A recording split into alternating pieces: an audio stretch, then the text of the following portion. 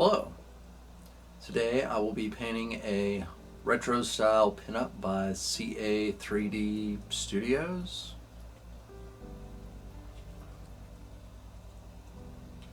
And I am painting the flight suit. I've started with a red primer for most of the parts. Some of the parts I've gone with a gray. I'm hitting that primed coat with a purple undercoat on the flight suit here.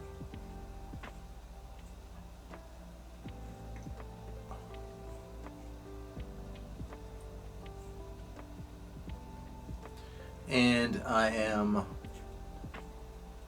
going with a white zenithal highlight on the flight suit.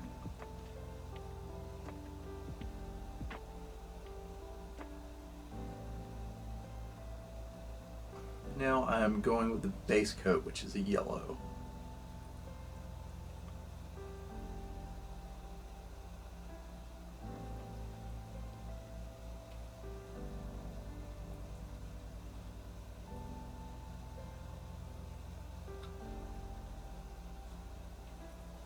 Using an Iwata Eclipse airbrush.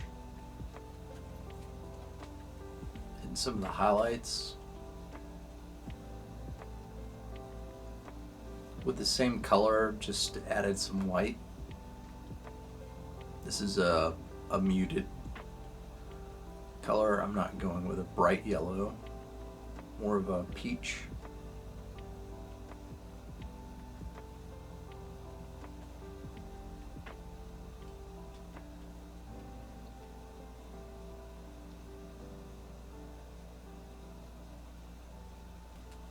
Now I have masked off the majority of the flight suit, and I'm hitting this, I don't know what you'd call this, a corset with a light purple glaze.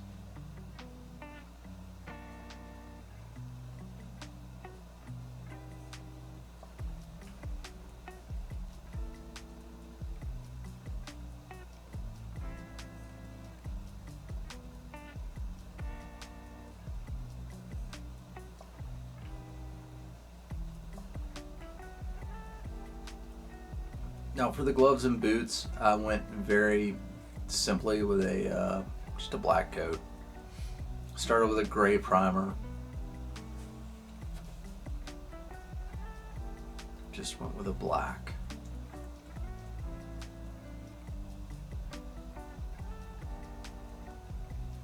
Nothing too fancy here, or nothing fancy at all.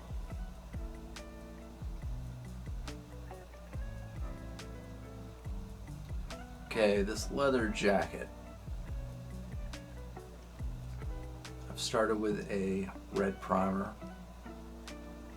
and I'm hitting all of the shadow areas with a black.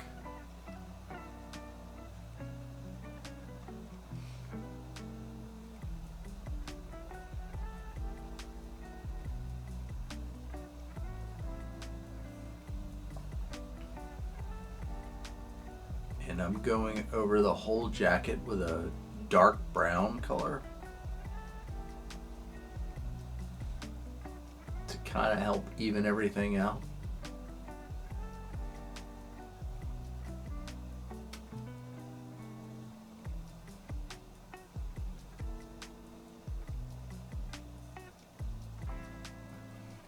Now I'm taking a extremely cheap brush and doing a stippling slash dry brush motion over everything. I'm being pretty aggressive with this.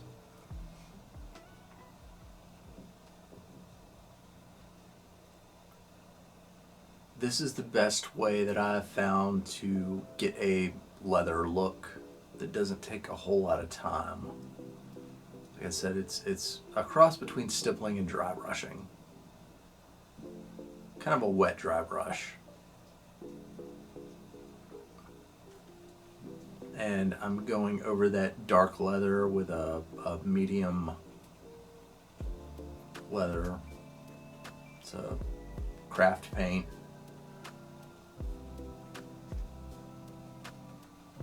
After that dries, I'm hitting all the high areas with a flesh tone.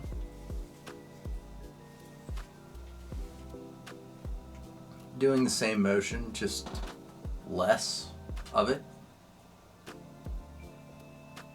Hitting all the parts that would see the most wear.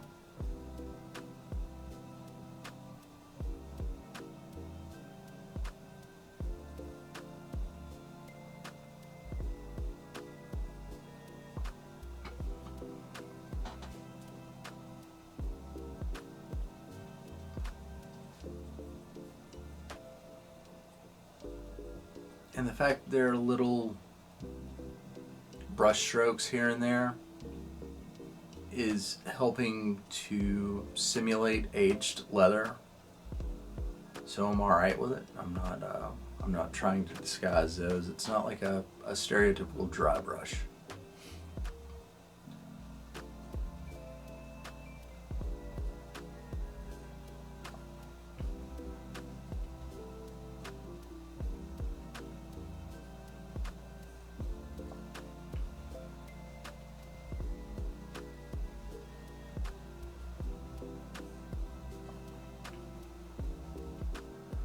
Here you can see I've base coated the patch on the shoulder. Coming in, doing some wet blending. Got some various shades of blue, purple, and black. I'm hitting some of the highlights with a white. And after I get that knocked out, I'm coming in with an oil wash. This is a black oil wash. I use a couple of brown tones also for this. And I'm basically covering the whole jacket with this. Like I said, this is an oil wash, so I don't have to worry about it drying or anything like that. Just covering the whole surface.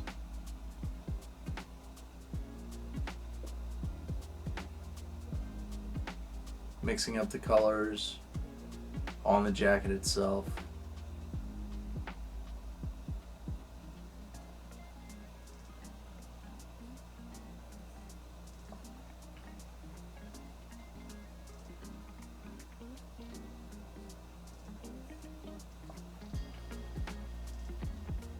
I'm going to let everything start to dry a little bit, and I'm coming in with a Q-tip. Kind of blend everything together. These oil washes are pretty simply made by just taking some oil paint, whatever oil paint you may have. Probably not oil paint for houses, but you know, art oil paint. Adding a little mineral spirits to it. I'm doing the flesh tone. Again, started with a red primer.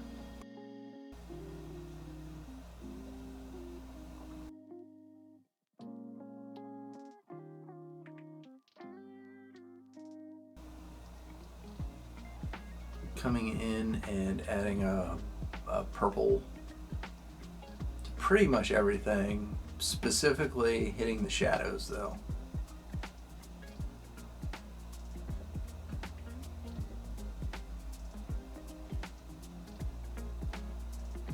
And I'm coming in with a zenithal white to hit all the highlighted areas.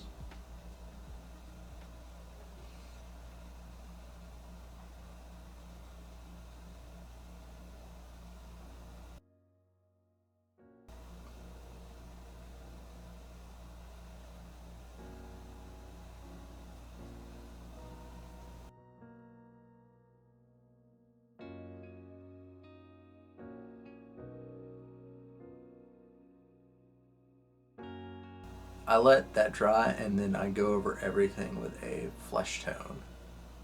Just the base color that I want to use.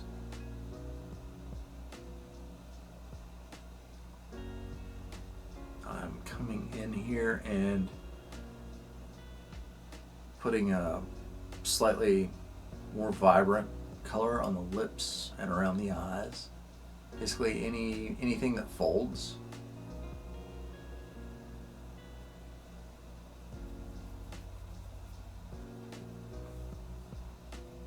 Now I am doing some freckling.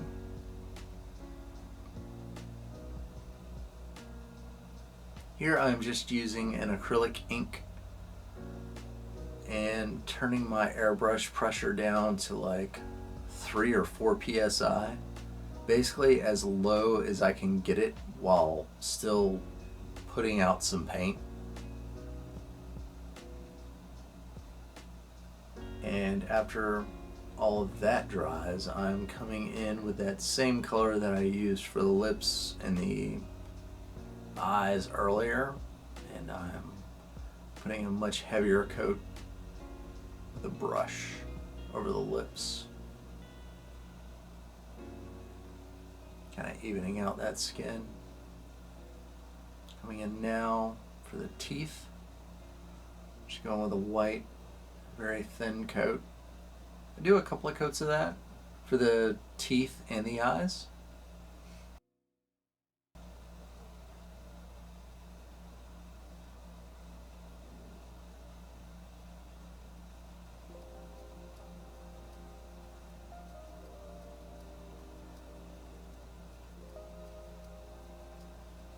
Here I am working scleras, the eyes with white,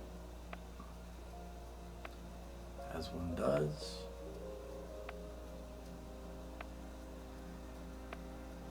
And I'm painting the irises green.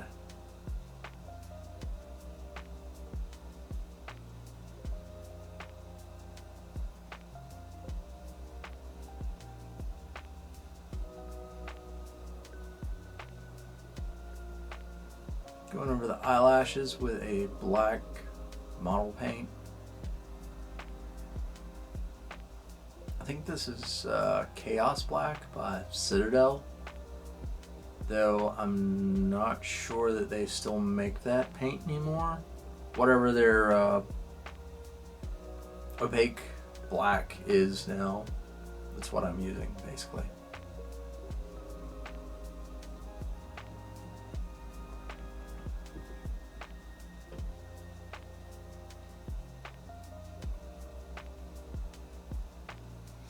Okay, now I am painting on some eyebrows with brown oil paint. This stuff's very forgiving. If you mess up, you can just take some odorless mineral spirits and wipe it off. It absolutely does not affect acrylic paint in any way. At least not in my experience. It's very forgiving. Hello, cat.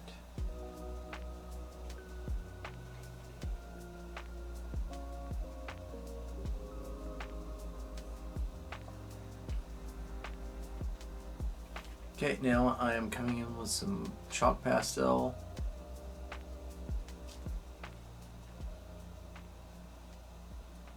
Gonna do some makeup application here. In retrospect, I absolutely should have added some white to this, but whatever. Just having fun. It's okay. No judgment.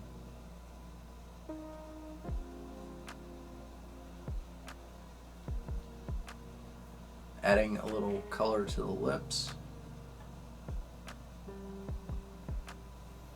And I'm painting the hair. I prime this in red, and I'm going over the whole thing with a brown. Painting a redhead, so.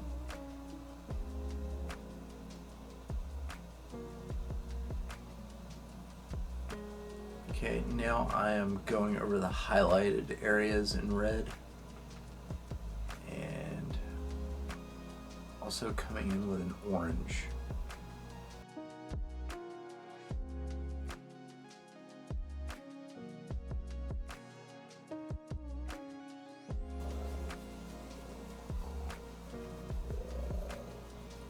possibly hear my cat purring right now. She just destroyed my leg. Okay, hitting those highlighted areas with a red-orange color.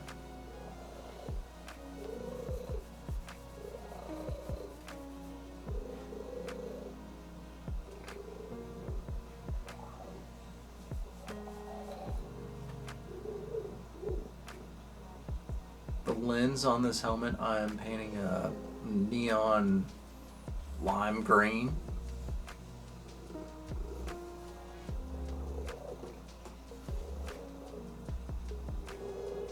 It's a very thin paint, so I'm doing a few coats of it.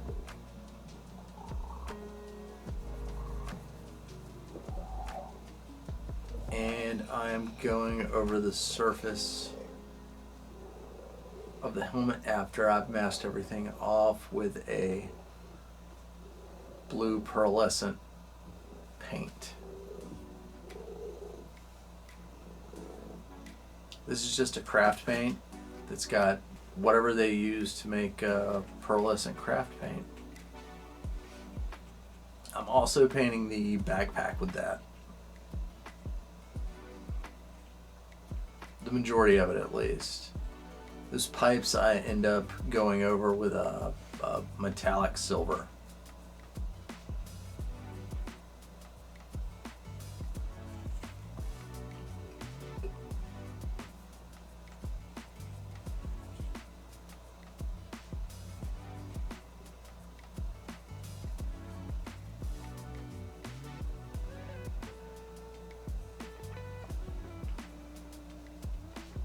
As you can see right here.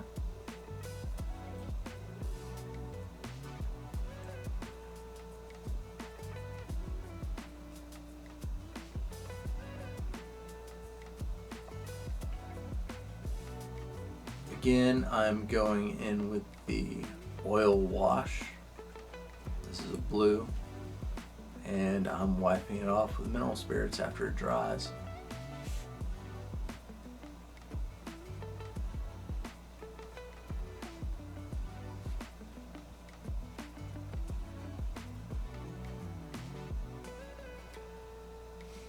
This rocket I've primed in white, and I am going over the majority of the surface with a white pearlescent paint, similar to what I used on the helmet and backpack.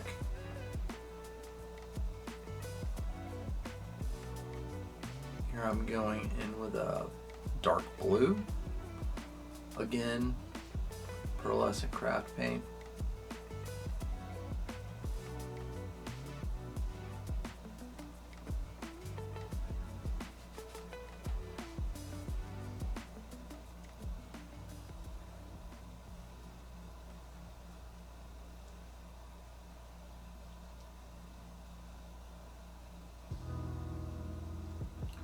For the booster, I don't know what you call this on a rocket.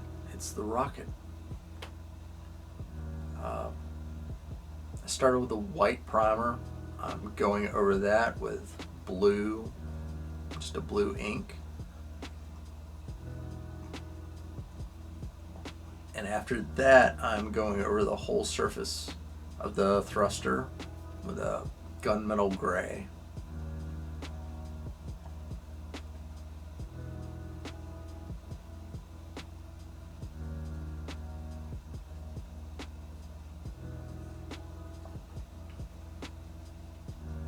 Now, the Launchpad, I did something a little different. I took white and black craft paint and a cheap 2-inch brush, just stippling the whole thing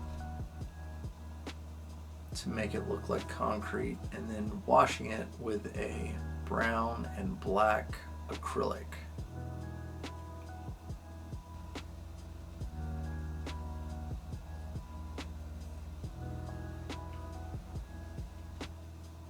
Slathering that everywhere and then removing the excess with a paper towel.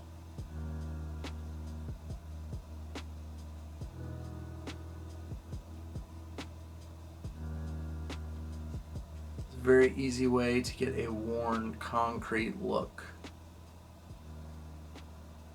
And here I wasted a couple of hours and about $10 worth of 5-minute epoxy.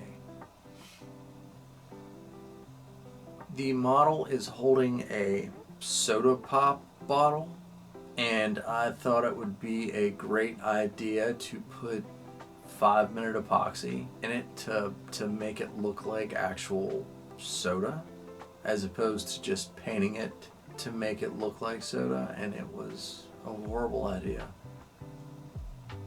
I had 4 or 5 failed attempts at this. Here you can see me with a syringe, 5-minute epoxy that's got some acrylic ink in it to change the color. It ended up working out okay in the end, but my God, was it a waste of time. I just should not have done this. I should have just painted it. Here we are. It got to the point where I was not going to let this faux glass bottle win.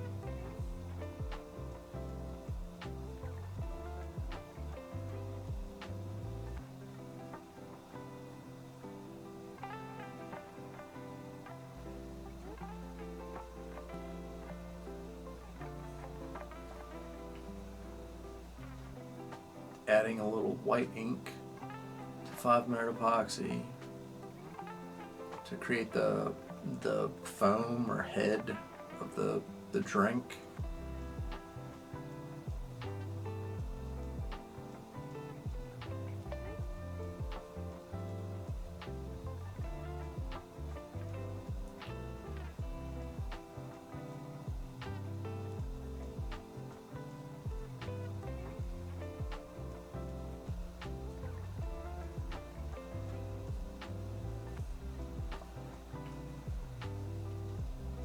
Okay, after that epoxy dries, I'm going over everything on this bottle with a clear gloss varnish.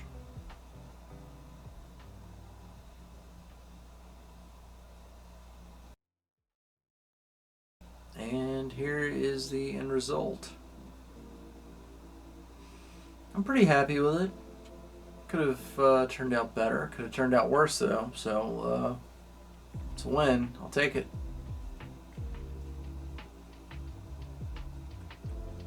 Again, this print is by CA3D Studios.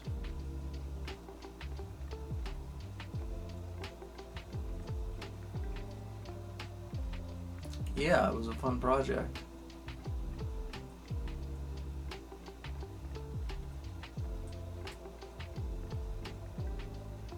Originally it was in 1/6 scale. I upscaled it to 1/3 to be able to do a better job painting it, and because I typically scale things up to 1/3 or 1/4 scale.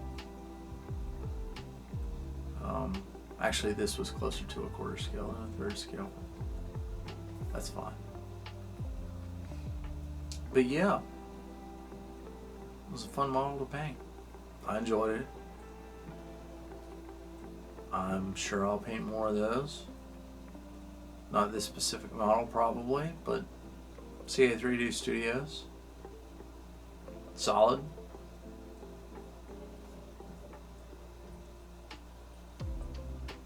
Hope you enjoyed the video.